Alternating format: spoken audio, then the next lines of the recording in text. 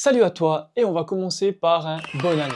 Cette année va être riche de changements pour ce podcast. Non seulement je vais continuer à recevoir certains invités, mais surtout le podcast sera plus que mensuel. Car le format de ce podcast va évoluer un tout petit peu, c'est-à-dire qu'on va passer sur les actus de voyage. Sans plus tarder, je te propose qu'on attaque sur ce premier épisode sur les actus. Commençons par les États-Unis. On n'arrête plus d'en parler d'ailleurs, que ce soit actualité voyage ou actualité tout court. Pour rentrer aux États-Unis, ça devient un petit peu compliqué, hein. Enfin, ça l'était déjà un petit peu avant, ça l'est encore un petit peu plus. Alors à partir du 26 décembre 2025, les États-Unis ont mis en place une règle de collecte obligatoire de tout ce qui suit. Une photo de reconnaissance faciale, donc quand vous arriverez à la douane, vous aurez votre petite photo, les empreintes, et même jusqu'à vous prendre l'iris ou l'ADN dans certains cas. Pour toutes les personnes qui ne sont pas citoyens américains, sinon j'en parlerai pas. Alors bien évidemment, cela s'applique à tous les touristes, les étudiants, etc., etc. Évidemment, si vous refusez de vous y conformer,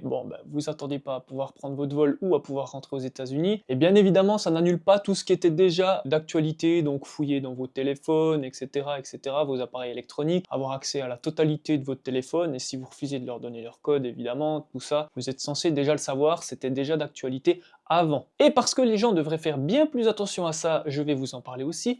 La collecte de vos données peut être conservée jusqu'à 75 ans. D'ailleurs, restons dans la collecte de données puisqu'on va revenir en Europe avec l'IIS et l'ETIAS. Ces acronymes, qu'est-ce qu'ils veulent dire? Bien pour IIS, c'est Entry-Exit System et pour ETIAS, c'est European Travel Information and Authorization System. Alors je vous explique déjà l'IIS. Depuis le 12 octobre 2025, l'Union européenne et plus largement l'espace Schengen a commencé à déployer des systèmes numériques. Ce système remplace et va remplacer progressivement donc le tampon dans le passeport. Trop triste, moi, je sais pas, dites-le moi en commentaire, mais pour moi, ça avait tellement de charme d'avoir un passeport qui était blindé de tampons, mais bref. Et ça va concerner surtout les voyageurs hors Europe, hors espace Schengen. Cette partie-là, c'est surtout pour nos amis québécois. À ton arrivée dans l'espace Schengen, on va scanner ton visage et tes empreintes digitales. Et ce système a une date de déploiement complet qui a été fixée au 10 avril 2026. Donc on reviendra sur ce sujet si c'est le cas. Et l'ETIAS, c'est pas pour tout de suite, je vous rassure, donc pas de panique, pas de « oh là là, mais c'est la catastrophe, j'ai un voyage en Europe de 3 jours et j'ai pas fait ça ». Non, non, non. Il est prévu pour la fin du dernier trimestre 2026, donc no stress, mais je vous en parle déjà parce que pour ceux qui veulent faire le voyage de rêve en Europe ou dans l'espace Schengen, il faut vous renseigner. D'ailleurs, si vous avez un petit doute entre la différence entre l'Europe et l'espace Schengen, je vous mets tout ça à l'écran, bien évidemment. L'ETIAS, ce sera un petit peu comme l'ESTA aux États-Unis. Bah ouais, on en vient tous à ça, hein. C'est triste, hein, parce que bientôt il faudra être millionnaire seulement pour voyager entre les taxes de séjour, les taxes aéroportuaires et puis encore tout ce qu'on nous colle pour les visas, les non-visas, les trucs. Bref, bientôt il faudra être riche et puis avoir une secrétaire pour voyager. L'autorisation pour l'instant pourra coûter environ 20 € et la même autorisation permettra de rentrer et de sortir de l'espace Schengen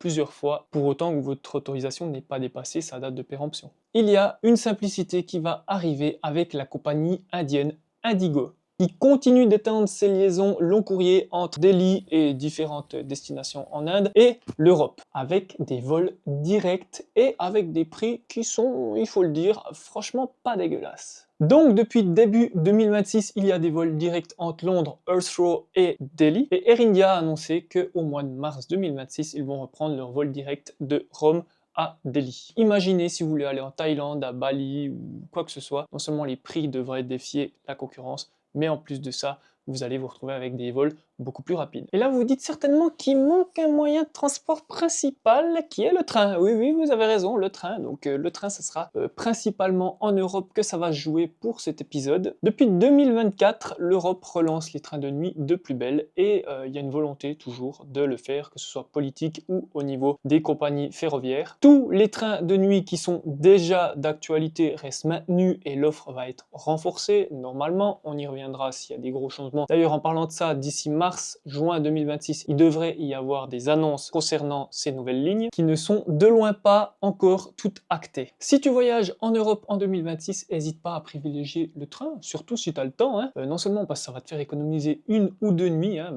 le temps d'aller, le temps de revenir, ou même plus, hein, si tout dépend où tu vas. Après, attention, prends-toi bien en avance parce que les trains de nuit sont très vite pleins, l'offre n'est pas encore très étoffée, et en plus de ça, il y a une variation des prix très importante pour les périodes estivales. Donc prévoyez assez large si vous voulez partir cet été. Et on arrive déjà au dernier sujet de cette vidéo et pas des moins intéressants puisqu'il va concerner votre petit porte-monnaie qui va devenir encore plus petit. Oui, je suis désolé de vous l'annoncer. Plusieurs médias relaient l'information comme quoi les taxes déjà en place de séjour ou les taxes touristiques dans certains lieux ou le fait de payer pour rentrer sur certains lieux comme la fontaine de Trévi à Rome par exemple, qui a été mise récemment payante, est bel et bien confirmée. Cette augmentation des prix va continuer, il n'y a aucune raison qu'elle s'arrête pour l'instant. Donc comme je vous disais en début d'épisode, il va bientôt falloir être millionnaire pour pouvoir partir dans un pays voisin. Non mais plus sérieusement, comment ça va se traduire pour vous? Il y aura des taxes de séjour à l'hôtel. Alors oui, vous allez me dire, ça existe déjà depuis longtemps, Skysias, oui, je sais.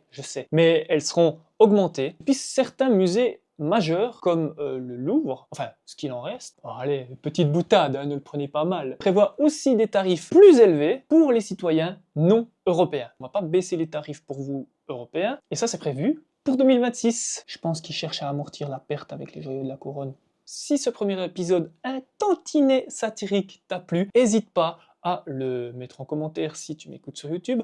D'ailleurs, je tiens à rappeler que je suis disponible partout sur Spotify, sur Deezer, sur Apple Music, etc. Et si tu as des questions, n'hésite pas à les mettre en commentaire. Partage si cet épisode t'a plu. Et moi, je te dis à la prochaine, ciao!